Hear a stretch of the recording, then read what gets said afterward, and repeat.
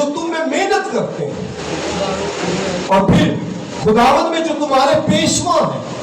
دوسرا لفظ، پھر تیسرا کہ جو تمہیں نصیحت کرتے ہیں، تیسرا لفظ، پھر لکھا ہے کہ ان کو مانو جو تم میں محنت کرتے ہیں، جو تمہیں تمہارے پیشوا ہیں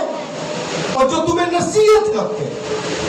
قرآن میں لکھا ہے ان کو مانو، پھر ان کا کام جو وہ کر رہے ہیں کلیسیا کے اندر اس محبت کے ساتھ ان کی عزت کرو۔ میں سمجھتا ہوں کہ رنگیل پور کلیسیا کے اس یوتھ کے نوجوانوں کی طرف سے آج مجھے جو عزت افزائی ملی ہے، ان لڑکوں نے، بیٹوں نے مجھے جو عزت دی ہے، پیشوا سمجھتے ہوئے، خدا کا خادم سمجھتے ہوئے،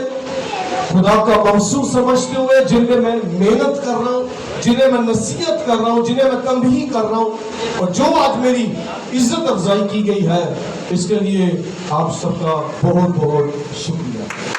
آس کرتا ہوں کہ جو تم میں محنت کرتے ہیں،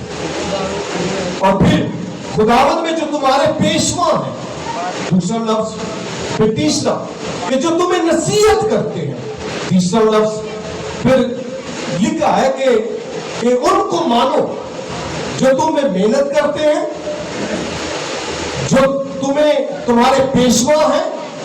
اور جو تمہیں نصیحت کرتے ہیں۔ قرآن میں لکھا ہے ان کو مانو،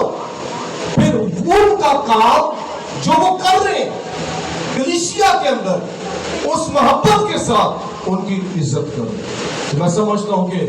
رنگیل پور کلیسیا کے اس یوتھ کے نوجوانوں کی طرف سے آج مجھے جو عزت افزائی ملی ہے، ان لڑکوں نے، بیٹوں نے مجھے جو عزت دی ہے، پیشوا سمجھتے ہوئے، خدا کا خادم سمجھتے ہوئے، خدا کا موصول سمجھتے ہوئے، جن میں میں محنت کر رہا ہوں، جنہیں میں نصیحت کر رہا ہوں، جنہیں